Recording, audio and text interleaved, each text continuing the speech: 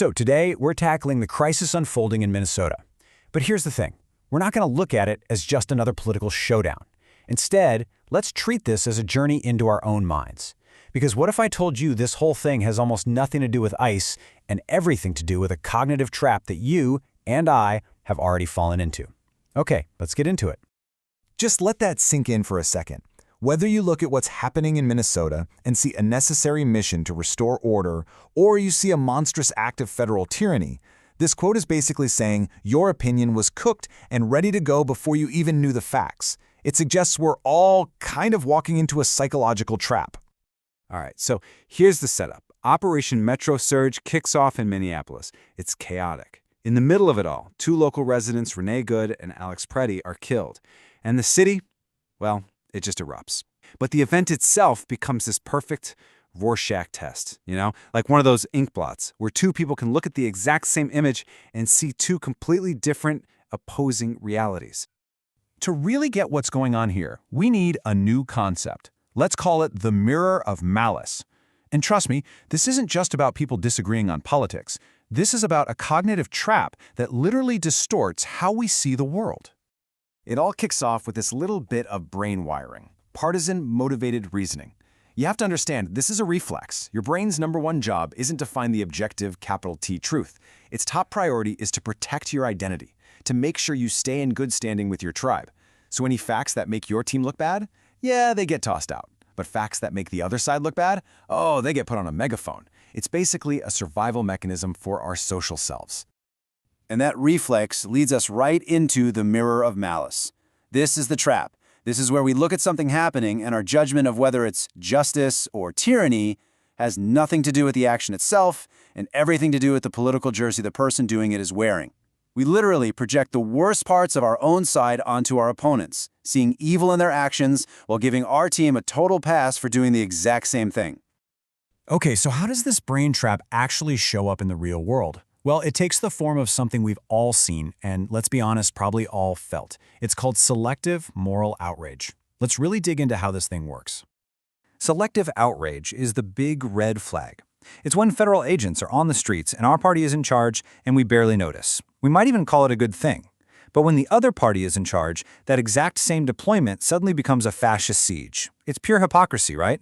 But the crazy thing is, it's a hypocrisy our brains are actually hardwired to perform.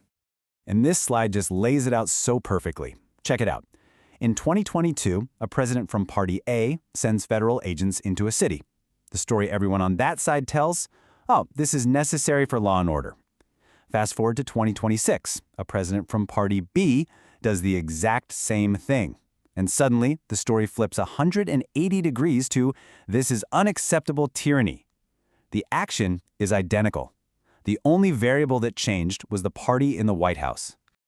This whole situation brings us to a huge philosophical debate that's been raging for centuries. In one corner, you've got Immanuel Kant. He argued that for justice to even be real, it has to be a universal law, applied to everyone, equally, no exceptions. But in the other corner, you have Machiavelli, who would just laugh at that. He'd say, justice? That's just a good story the winners tell to keep winning. For him, the side with the most power gets to define what justice is. So why? Why do we do this? Why do we have these massive blind spots? The political theorist Judith Shklar totally nailed it. It's fear. When our team is in power, the machinery of the state feels like a shield, so we feel safe and we ignore it. But when the other team is in charge, that very same machinery suddenly looks like a weapon pointed right at us. We're not really fighting for some grand objective ideal of justice. We're fighting for the much more primal, subjective feeling of being safe. And this psychological war, it then explodes into a very real political one, right there on the streets of Minnesota. It's a classic battle between federal power and local control, a fight that's frankly as old as America itself. And this slide just perfectly captures that fundamental argument. I mean, is a city like Minneapolis defying federal law a recipe for anarchy, like Alexander Hamilton would have argued? Or is a city resisting what it sees as a federal power grab, the very breath of liberty, as Thomas Jefferson would have screamed from the rooftops?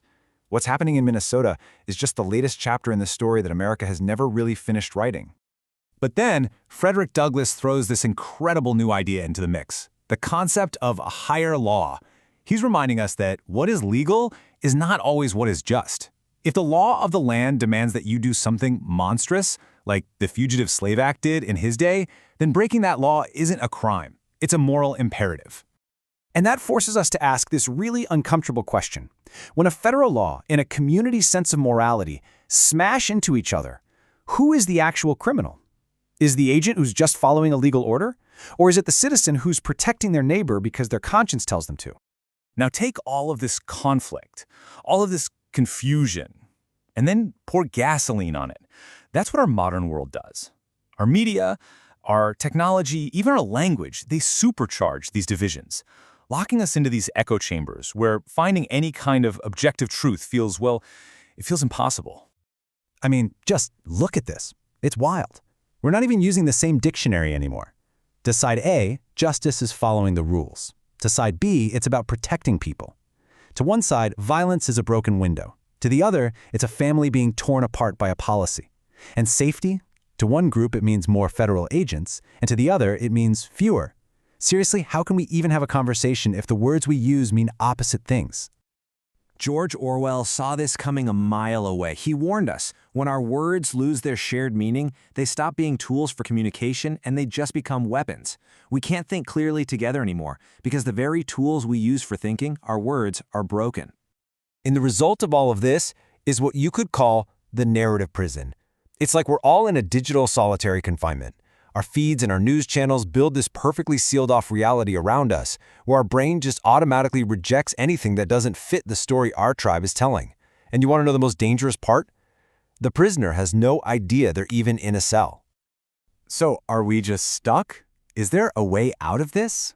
Well, this last section offers a possible new way to think, a framework that understands we are in a massive, profound transition, leaving one kind of world behind and entering a new one.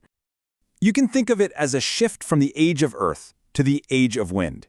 The age of Earth was solid, heavy, centralized. Power was held in big, rigid institutions. Think big government, big media, big corporations. But the age of wind, it's totally different. It's light, it's flowing, it's decentralized. Power is shifting away from those old institutions and towards individuals, towards data, towards perception. All the old anchors we used to rely on are just gone. So in an era like this, where you can't really trust the external authorities, the only way to stay grounded is to build an internal anchor. Here are 3 ideas, inspired by history. First, trust your own eyes over what the official story is, just like Galileo did. Second, follow that inner voice, your own conscience, and find your conviction there, like Joan of Arc. And third, build an inner citadel. Make your own reason and clear thinking your only true safe harbor, just like Marcus Aurelius taught. Because look, in this new era, the old loyalties are getting fragile. They're literally blowing away in the wind.